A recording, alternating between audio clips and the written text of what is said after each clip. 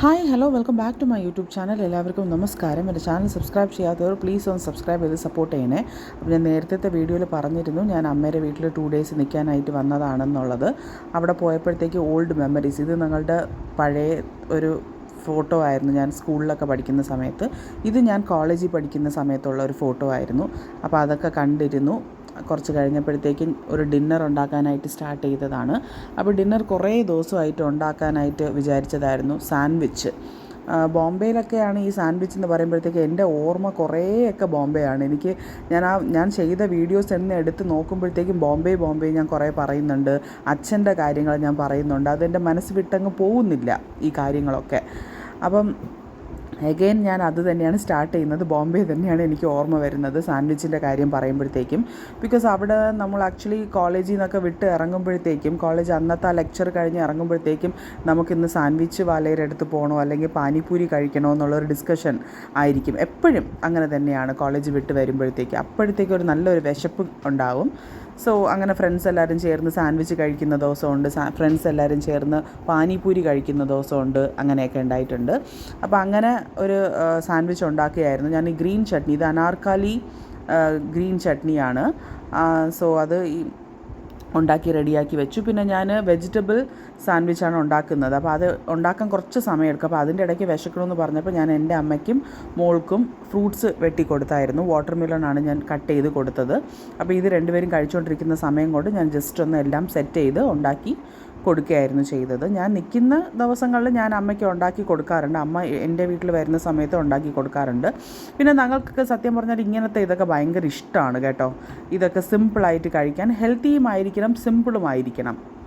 അപ്പോൾ ഞാൻ ബ്രെഡൊക്കെ മേടിച്ച് എല്ലാം റെഡിയാക്കി വെച്ചു. വെജിറ്റബിൾസൊക്കെ റെഡിയാക്കി വെച്ചിട്ടുണ്ട്. കുറച്ച് മയോണൈസും കൂടെ ആഡ് ചെയ്യുന്നുണ്ട് കേട്ടോ. ഒരു 100 grams ഓഫ് മയോണൈസ് ഞാൻ മേടിച്ചായിരുന്നു. പിന്നെ കുറച്ച് ബട്ടർ ഇട്ട് അനാർക്കാളി ചട്നി, ഗ്രീൻ ചട്നി ഒക്കെ ഇട്ടാണ് ഞാൻ ചെയ്യുന്നത്. ഇതൊക്കെ വന്നിട്ട് ഞങ്ങളുടെ ബോംബെ സ്റ്റൈൽ തന്നെയാണ്. ഇവിടെ എങ്ങനെ ചെയ്യുമെന്ന് എനിക്കറിയത്തില്ല. യൂട്യൂബ് കാണുന്നതിനേക്കാളും മുന്നേ എനിക്ക് ഈ പരിപാടി അറിയാം ഉണ്ടാക്കാനായിട്ട്. അതൊക്കെ പഠിച്ചത് ബോംബെയിൽ നിന്ന് തന്നെയാണ്. അവിടെ നമ്മളുടെ സാൻഡ്വിച്ച് വാല ഉണ്ടാക്കി തരുന്നതാണ്. അവിടെ വന്നിട്ട് ഈ പൊട്ടാറ്റോ ആണ് ഞാൻ ആദ്യത്തെ ലെയർ വയ്ക്കുന്നത്. ചട്നി അപ്ലൈ ചെയ്തതിന് ശേഷം ഞാൻ പൊട്ടാറ്റോ ആണ് ഫസ്റ്റ് ലെയറായിട്ട് വയ്ക്കുന്നത്. അവർ പൊട്ടാറ്റോ ഒരു മസാല ഉണ്ടാക്കിയിട്ടാണ് വയ്ക്കുന്നത്. പക്ഷെ ഞാൻ അങ്ങനെ ഉണ്ടാക്കാനുള്ളൊരു ക്ഷമ എനിക്ക് ആ ടൈം ഇല്ലായിരുന്നു. പിന്നെ അടുത്ത ലെയർ പൊട്ടാറ്റോ കഴിഞ്ഞിട്ട് അടുത്ത ലെയർ ഞാൻ കുക്കുംബേഴ്സാണ് വയ്ക്കുന്നത്, നമ്മളുടെ സാലഡ് വെള്ളരിക്ക. സോ നമുക്ക് ഓരോരോ ലെയറായിട്ട് നമുക്കിങ്ങനെ ചെയ്യാൻ പറ്റും. ബ്രെഡിൻ്റെ സ്ലൈസ് നമുക്ക് ഇൻക്രീസ് ചെയ്യാം. പക്ഷെ ഞാൻ അതൊന്നും ചെയ്തില്ലായിരുന്നു. പിന്നെ തക്കാളി, പിന്നെ ഓണിയൻ, ക്യാപ്സിക്കം വയ്ക്കാം, ക്യാരറ്റ് വയ്ക്കാം, ബീട്രൂട്ട് വയ്ക്കാം. അപ്പോൾ എൻ്റെ അടുത്ത് അതൊന്നും ഇല്ലായിരുന്നു. ഇത് അമ്മയുടെ വീട്ടിലെ കിച്ചനാണ്. എൻ്റെ കിച്ചൻ കണ്ട് ബോറടിച്ചവർക്ക് ഇത് കുറച്ചൊക്കെ കാണുമ്പോഴത്തേക്ക് മനസ്സിലാവും. അപ്പോൾ ഒരു സൈഡ് മാത്രമാണ് ഞാൻ കുറച്ച് മയോണൈസ് ഇട്ടത്. മയോണൈസ് ഇട്ട് ഒന്ന് റെഡിയാക്കി വെച്ചതിന് ശേഷമാണ് ഞാൻ വിചാരിച്ചത് അയ്യോ ചീസ് ഇട്ടില്ല എന്ന്. പിന്നെ ഞാൻ അഗെയിൻ അതൊന്ന് ഓപ്പൺ ചെയ്തിട്ട് സ്ലൈസ് ചീസ് മേടിച്ച് വെച്ചിട്ടുണ്ടായിരുന്നു.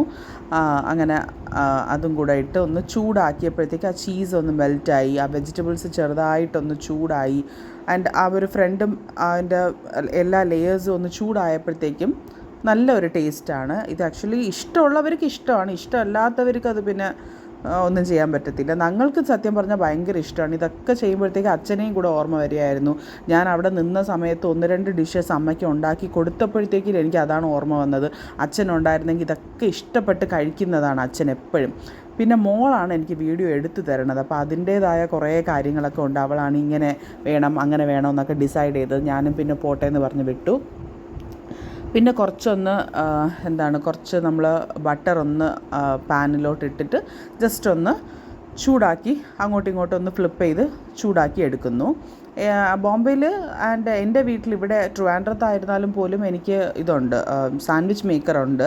പക്ഷെ അവിടെ ഇല്ലായിരുന്നു. ആൻഡ് എനിക്കൊരു ഡിന്നർ പെട്ടെന്ന് ഉണ്ടാക്കി കൊടുക്കണമായിരുന്നു. അപ്പോൾ അതുകൊണ്ട് ഞാൻ ശരി തവായിൽ തന്നെ ഞാനത് ചൂടാക്കി അങ്ങനെ നല്ല ഒരു വെജ് ചീസ് മയോണൈസൊക്കെ ഇട്ടിട്ടുള്ള ഒരു സാൻഡ്വിച്ച് ഉണ്ടാക്കി. അപ്പോൾ അത് ചൂടാവുന്നതിൻ്റെ ഇടയ്ക്ക് ഞാൻ വേറെ സാൻഡ്വിച്ചസ് ഇങ്ങനെ റെഡിയാക്കി വെക്കുകയായിരുന്നു. സോ ദാറ്റ് നമുക്ക് പെട്ടെന്ന് അത് എടുക്കുമ്പോഴത്തേക്കും ചൂടാക്കി അവർക്ക് ചൂടോടെ തന്നെ കൊടുക്കാം. ഈ ചില ഡിഷസ് വന്നിട്ട് കേട്ടിട്ടില്ലേ, ചൂടോടെ കഴിക്കുമ്പോഴാണ് അതിൻ്റെ ഒരു ടേസ്റ്റ് നമുക്ക് ഫീൽ ചെയ്യാൻ പറ്റുന്നത്. അപ്പോൾ അതേപോലത്തെ ഒരു ഡിഷാണ് ഇത്. ചൂടോടെ കഴിക്കണം. നല്ല ഒരു കോഫിയോ അല്ലെങ്കിൽ നല്ല ഒരു ചായയോ എന്തെങ്കിലും വെച്ച് നമുക്കത് കഴിക്കാൻ പറ്റും.